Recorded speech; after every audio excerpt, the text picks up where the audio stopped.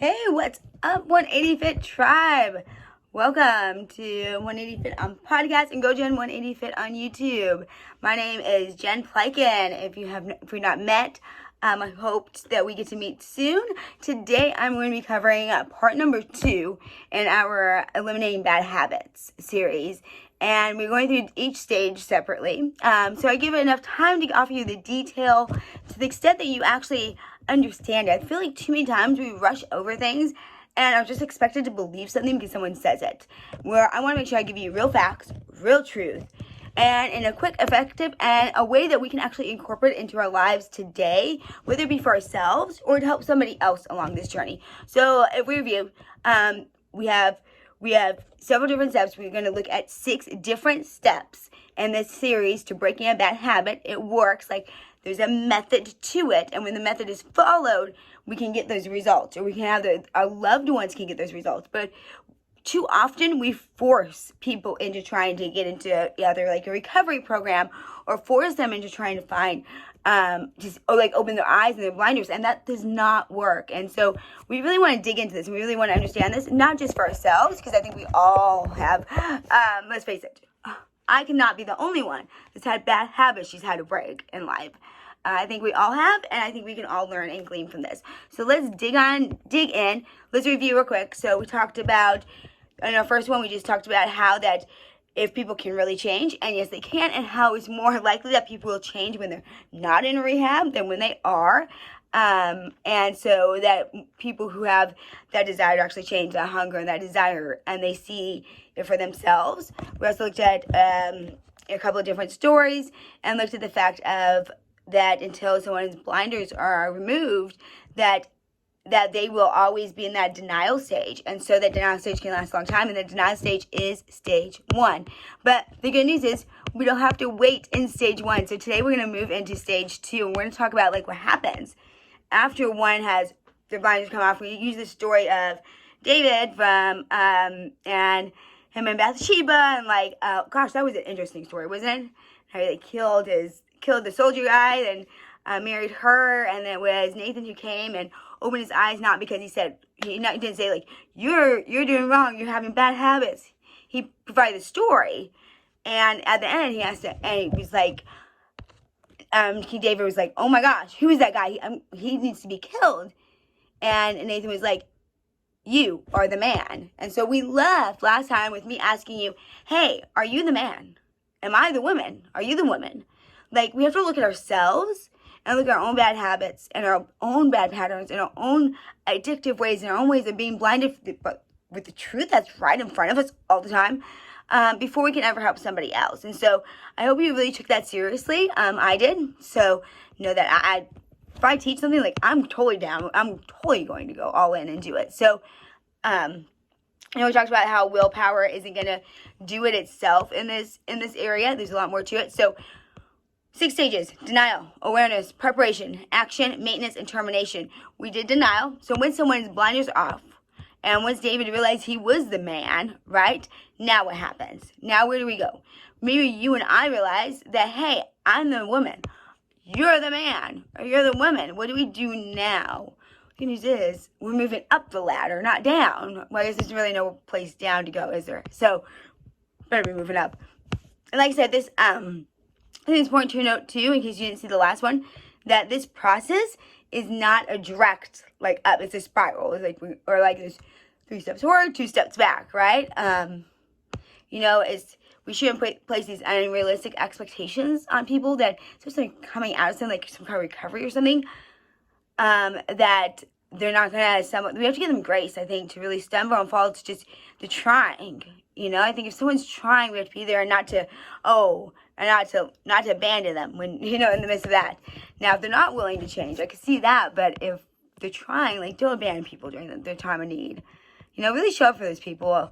Addictions are really hard, and I think that is if you're someone who's never had addiction, if you've never been addicted to drugs or alcohol or food or whatever, there's so many different addictions out there. But if you've never been addicted, especially to drugs or alcohol, a strong addiction, and then it's hard to understand how hard it is to not go back. how hard it is to really get out of that. And too often we expect these people just to like, oh, that's what the big deal is. Don't trust someone when you haven't walked in their shoes. You know, and the thing is, we tend to judge people and be like, well, you know, they just shouldn't have done drugs then. They shouldn't have. Who said that it couldn't be you or I? Like, who says that our lives could have been maybe probably just like this much away from that being our lives? So these people's lives, there's things that are placed upon them that they never asked for. Do you think a child who grows up with drugs and drugs being fed, them being forced to take drugs, you know, drugs is their environment, what they get, so you know, the parents don't have to deal with them? Was that their choice to be addicted to drugs? No. And yet we so often judge people, and it hurts my heart, y'all. Gonna get me on lots of like good strong talks here on this series. Anyway, let's move in. So stage 2. Oh, yeah.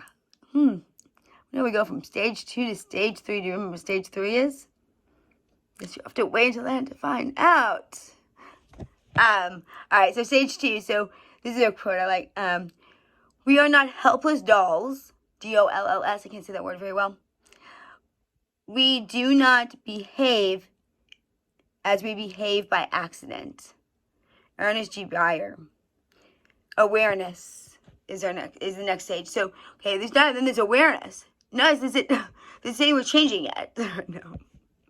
A lot of times we'll be aware. Okay, think about it. How often are you like, okay, I am not going to, you know, maybe I'm not going to go grab the ice cream after dinner. When do you realize that you remind yourself you're not going to grab the ice cream? As you grab the ice cream, right? Little kids are the same way. We have to like have that awareness of like, or if you ever tried to stop cussing and like, you get yourself like mid-cuss word, right? You have to be aware you have a problem now when it happens. And then you're like, I didn't realize I do this so much. So people in this stage know they have a problem, and they understand that it is a problem, so that's good. But they don't know what to do, or they feel powerless to change. So people in stage 2 are far from making the commitment to change even. Many people get stuck in this stage. They spend years telling themselves that they'll change one day. Fear of failure is large here. They hide from the truth by telling themselves that they're waiting for the perfect weight loss program, the perfect smoking cessation problem, or the perfect stop drinking. I'll change when the time is right. It's a phrase that we will also often hear, probably hear even ourselves say during this stage. I can tell you how many times like I've heard that in my empowerment coaching. Well, I'm just not ready to change yet. I'll change when the time's right. I often have advice to that though too. You know, I mean, it's so true. What do you think from like how often are you saying that in any area of your life right now? We think about with COVID, right? This is like part of time that we might be going back to old behaviors and old patterns. I mean, I just think of how many more drug addictions are going to come back out after this of people who had been clean for years of drinking. How sad that's going to be. Like, they spent that long sober, and now, because they couldn't get to meetings, or because they were, who knows, in a really bad environment, or they just didn't know how to handle their emotions, like, they just went back. I wonder how many of us have gone back. Like, are you going back on something? Something to think about. Like, are you using this excuse right now? Because it's good to be aware, because then we can do something about it, right? So, I think we're all too familiar with those day-to-day experience and struggles that ordinary people, are just stuck in. We just get stuck. That's the best way to do it. That's what, when I say, because even my empowerment coaching, I take people from a place of stuck to authentic living, because this is the place. This is where we get stuck. And, it's what happens, we stop moving. It goes back to that, your perspective is your prison or your power, right? It becomes our prison because we're not moving. It becomes a noun instead of our power, instead of our action word. And so, I think of one of the Oh, she was a teacher I worked with, and way back from when I taught down in Oak Cliff, and her dad died after a long struggle with having to be on oxygen because of his smoking, and his tank was right next to his bed. And the funny thing is, to the day he died, he kept smoking. He never stopped. He was on a breathing machine, and he refused to stop. So again, I know another guy, his mom was the same way. Like, until the day she died, she kept smoking, and not able to breathe. And I even read in this a news article about this woman in New Jersey who had trichotomy. Trichotomy. Sorry, I think that's how you say it. Before she died of cancer, and after trichotomy, she was no longer able to breathe through her mouth, so she placed a lighted cigarette in the hole in her throat and inhaled the smoke that way. If that doesn't tell us how strong these addictions are, I don't know what would. Danger signs are people in stage 2 are also focusing on the problem about themselves or their families, and they can quite often be talking quite a bit about the problem. What holds people back in this stage is that fear of change, and fear, where fear lives.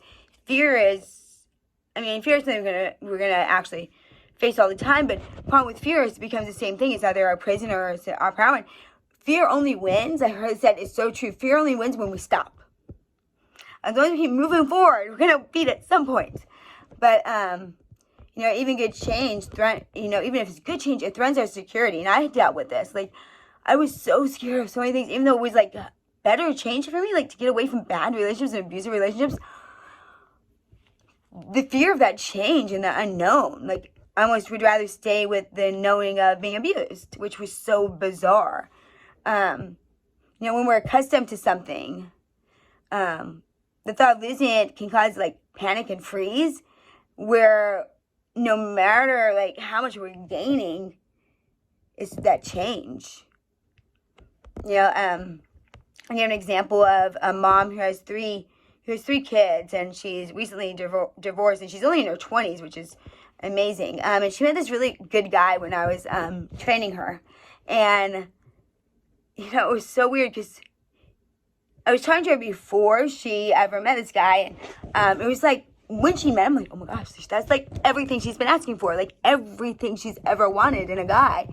And I remember she describing him, and it was interesting because although it was a perfect thing right there in front of her, she had every excuse in the world not to date him, not to see him, not to be with him. It was, change can be good. We go down a good way, but yet it was right there in front of her, and she chose to leave it. She didn't give him the time of the day, and he ended up moving on. I'm oh my gosh, that was the perfect guy, right in front of her.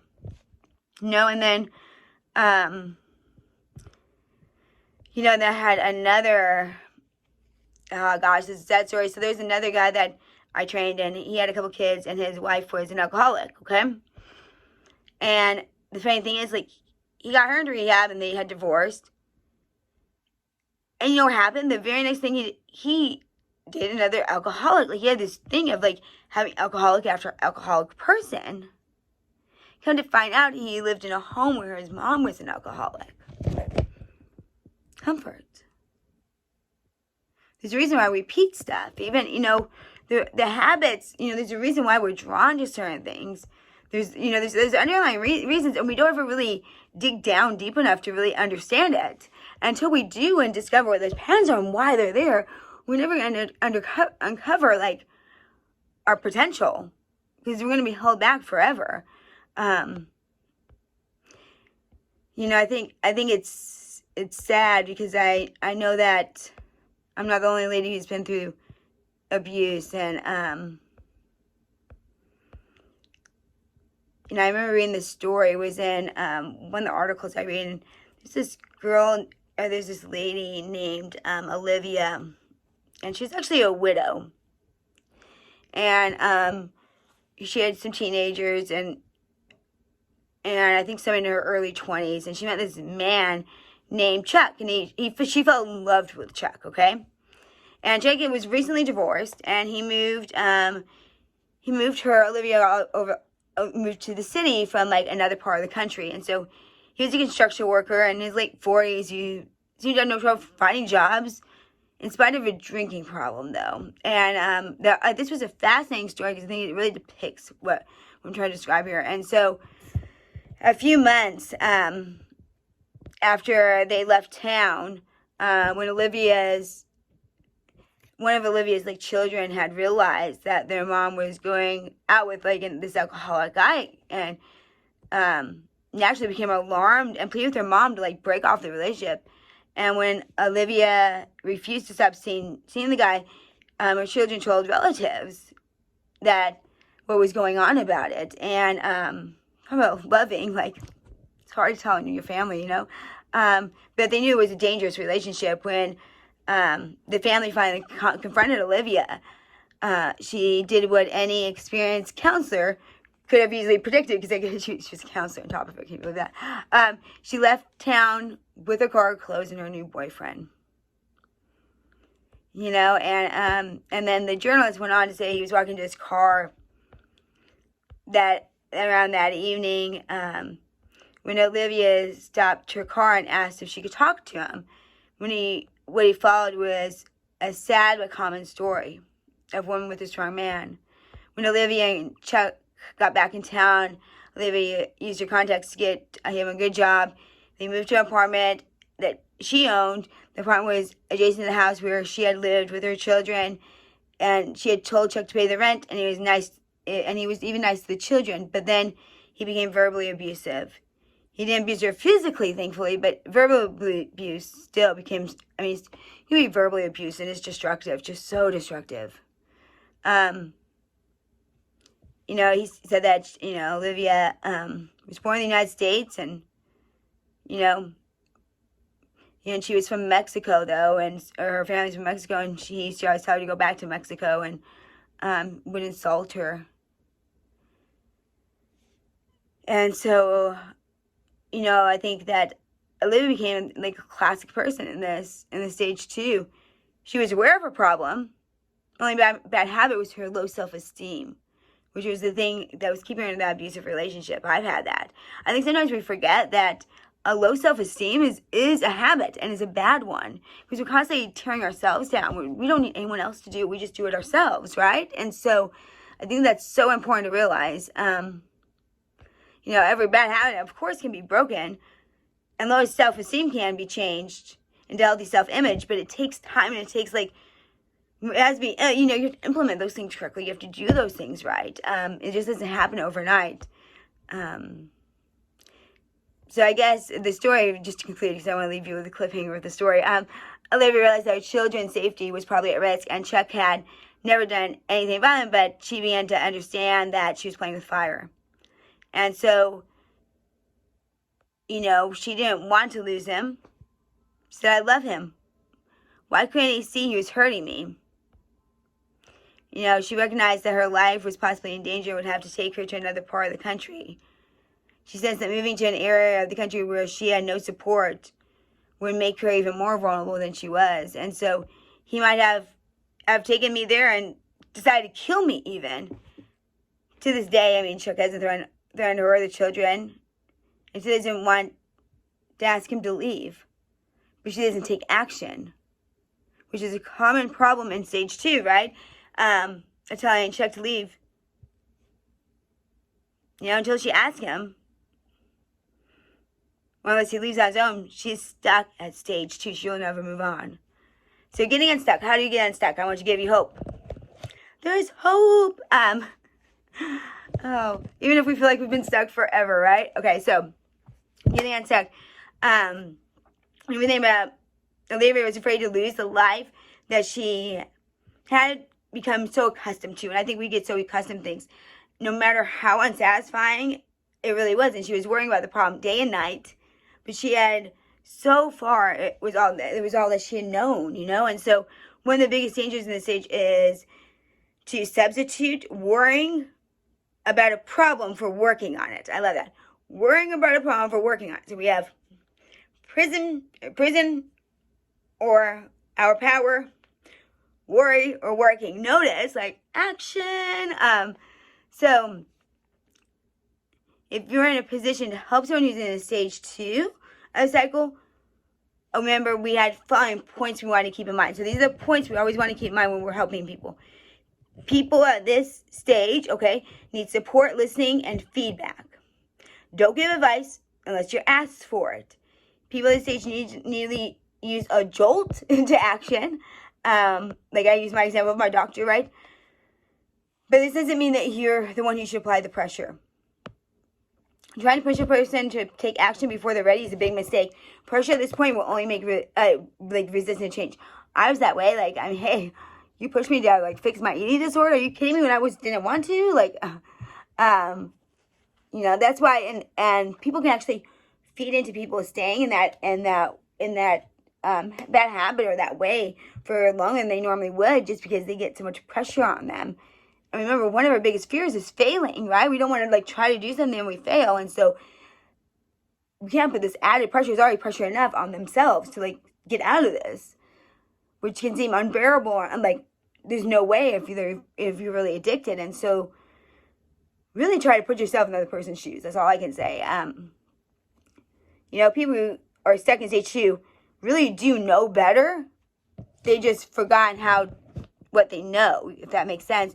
Remember, people lived like tragically, and just never move forward. Is that like the cycle of stage 2, like this vicious cycle? You know, like Olivia never actually came to that guy for advice. She already knew, didn't she? You know, she was being understand that as long as she does nothing, the situation is going to get worse. It's like a chain smoker who isn't ready to quit. You know, they know it's doing damage. They say they want to quit, but can't. They don't really want to quit yet. They know the health risk, you know, smokers face. But the little satisfaction he gets from smoking, the pleasant anticipation he experienced after me when he's about to light that cigarette, you know, satisfaction feeling that cigarette between his fingers and the puff and the nicotine. Lexicon is his favorite, you know, brand stashed away in his closet. The only part of smoking that they want to go is the part that give them cancer. You know, they wish they could eliminate that part, but all the other parts have them hooked. So people who don't want to quit, you know, how much they say they do, because there's a reason we have the coping mechanism. If you think about it, these are, you know, someone who loves the high of being on drugs or something. They don't really want to quit. They just know, some knowing there that it's not good for them. You know, but they're not lying when they say wanting to quit too. Because they sincerely think they want to quit. And I think that's important. They sincerely think that they actually want to quit. The real problem is that they just haven't come to grips with the real reason they do that behavior.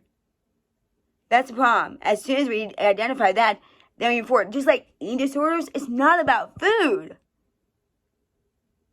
It's about undealt with emotions is what it really is. Not in control. It really is undealt with emotions. Same thing with emotional eating. It's not about food. It's about not knowing how to deal with your emotions. I know it's fun when you felt like you were out of control in your life. And unless we deal with that, unless we unpack that, we're never going to lose the weight. We're not going to stop the smoking. Never get off the drugs. Unless we know where the real root of the problem is. And that's why people wonder why they don't get lasting results, because they never really deal with the problem. That's why, sorry, personal trainers, I love you guys, but not dealing with the whole person. You gotta deal with the whole person. You know, don't promise them that they're gonna lose a bunch of weight if you're not gonna work with them with their whole self, or you know, team up with someone else who can help them with the other part of that, and speak to them in the same language and the same, like, so we're saying do too, for them to have to go like 3 different people and hear different things that they need to do. Come to me, your empowerment coach. Is the reason why I got like certified and all that, so I could help you out in all those areas, because I couldn't stand running from person to person. You know, so when does this change? When when do we change from that fact of, okay, so like I don't want to change, so when do we change that fact we do? Once we admit that we like a lot of the little things about the habit, we were in a position to substitute healthy new habits for the old destructive ones. Did you hear that? The problem is we try to stop something. Are we replacing it with something healthy? Okay?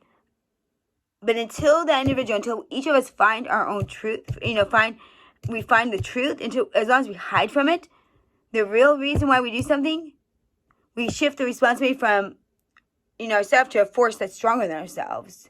So when a smoker says, I really want to quit, but I can't, what they really mean is that they don't want to be held accountable for their bad actions. And hear me out, I know how hard these things are to change. So if you're someone who's struggling, don't be yelling at me, yeah. Don't be yelling at me. I'm working on empowering you. You have to stick with me, though, but it's true. Truth is hard, right? I don't like hearing it either. We have to be held accountable. We do. For many people, there's certain comfort in believing that they should avoid the destructive thing, which, and the destructive path they're on, that leads them then. But they lock themselves in the self-defeating mindset that says, I'm doomed. There's nothing I can do about it. The answer is that we can do a great deal about it, but not as long as we go through the mind, those mind games. And why do we go through these games? Even though our habits are destroying us. The answer is something like this. So as soon as we break out of the cage we're hiding in, if I could put it that way. So I said it was like your prison, right? We break out of this cage we've been hiding in, and we have to admit that we had the power to do so all along. You hear that? Once we break out of the cage, we have to admit that we had the power to do it all along, and we just didn't tap into it and didn't do it. You know what it's like when you hit your 30s and you're like, so I just wasted. I could have done this for the past 15 years and I just didn't. Jen, you're the problem. That's where that comes in, that brutally honest thing. The scary thing is that a person who frees himself from a habit that has dominated their life for years and decides that, and they decide that they're not gonna succumb to it. They decide in that moment, they realize that they didn't have to do it that whole entire time in their lives. Like I said, me hitting 30-something and realizing I just was 10 years in a marriage I should have been out of, or 6 years in an abusive one I should have been out of. I look back, I'm like, I could have done that all along. What the hardest part of that is the wasted time. When you have to look at yourself and realize that you just you're blaming everything else, but you were the one that wasted it. I was the one that wasted those years. I had all that I needed to take care of it a long time ago.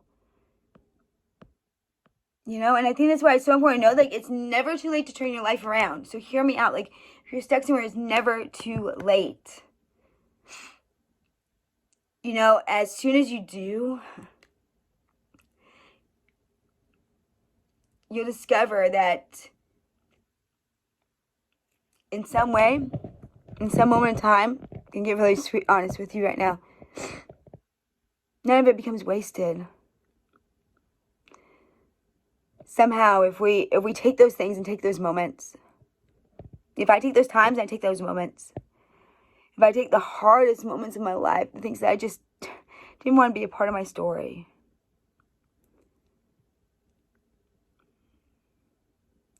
I look, keep my eyes open for these ways that I can show up for other people who are going through something similar, and show up for them in a mighty way I wish I had when I was going through it, and maybe someone did for you, and you can show up for someone else and pay it forward. We give our mess so much meaning. We realize that it wasn't about us. I truly believe that most things we go through in life is not even about us. It's about how we can show up for other people, or how I go through something because I need it for something I'm going to do later on, or for a kid I taught, or for a podcast I'm going to do, or for a person I'm going to train. You know?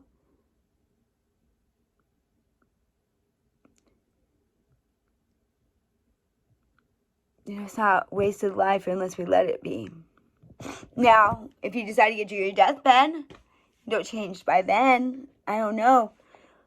My biggest fear is to lie on my deathbed and have not lived all out. I've done it all. I've not. I don't want to really think of what if. That gives me drive every single day. If we just realize that we can free ourselves. We don't have to get to our deathbed wondering what we might have made out of our lives. We can make better choices today. It's all in us. But the problem is we focus too much. We focus too much on the past. Number one, I think that might be the biggest danger, is that we focus on the past too much. And, when we see what lies behind, we'll never be able to see the new opportunities that lie before us or right in front of us. The present opportunities are there to help us make a decision to walk in a difficult direction. I truly believe in a person's even capacity to shift their thoughts from the past to the present is really the key to moving from stage number 2 to stage number 3. So think about, what did I say was the thing with stage number 2? We are stuck. The past holds us back. What's going to move us forward by focusing on what we can do? You can't make the decision to change as long as you're still focused on the past. It's impossible. As soon as we decide to change, as soon as we decide, wait a minute, okay, I'm letting go, I'm focusing on what I can do, I want to change, guess what? Stage number 3. Freeing ourselves from a bad habit is preparation stage. Not something you hear too much. You think, oh no, I'm just going to jump in and just start doing it. Why do you think we fail so much? Use preparation. How many of you heard that one? Well, you better like the little my station and hit the bell so you're alerted when I post the number 3, so you can hear all about number 3 on breaking bad habits. That's all I gotta say. Share this. Let people know I'm here. I have a new camera coming in, so I'll be able to stream some good workouts. I'm so sorry. I was trying to do it from my laptop. Didn't have showing up Wi-Fi. I do have workouts up, but they're kind of poor quality. But at least there's something. So I will have better stuff by next week. I'm trying to get double Wi-Fi power in here. I'm changing some things up. So I have some pre-recorded ones this week up, and then I'll start going live again as of May 1st. So anyway, once again, my name is Jen Plykin, moving people from a place of stuck to authentic living. So if you are an individual, a couple, a family, or a business that needs some help in that area, reach out to me. I do personal training, one-on-one, and group training. And of course, awesome fit workshops and parties and stuff. So reach out to me if you want to know more about what I do. And make sure, again, you definitely subscribe, because I got a lot coming your way and you don't want to miss out on it.